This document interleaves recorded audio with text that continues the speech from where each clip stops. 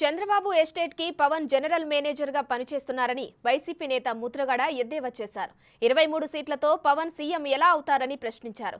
పిఠాపురం ప్రజలను డబ్బులకు అమ్ముడుపోయే వారిగా పవన్ చిత్రీకరించారని ముద్రగడ ధ్వజమెత్తారు. పవన్ ను ప్యాక్ చేసి ప్రజలు ఇంటికి పంపుతారని తెలిపారు. అవి కూడా త్యాగం చేసేసి పార్టీ గ్రో చేస్తే బెటర్ నాకు అనిపిస్తా త్యాగ పురుషుడి పేరు చిరస్థాయి కూడా పొందాయి. ఇంకండి వారు షూటింగ్కి వెళ్ళడం కోసం, సినిమాలు నటించడం కోసం ఎమ్మెల్యే పదవి కావాలా?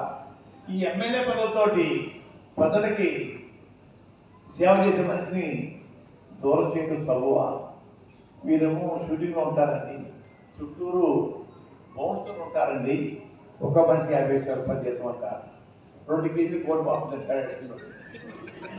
ఆ బౌన్సర్లు అటువంటి వాళ్ళని చుట్టూ పెట్టుకుంటే ఓటేసే ప్రజలకి వీళ్ళు ఏం చేయాలి అంటారు చెప్పండి సార్.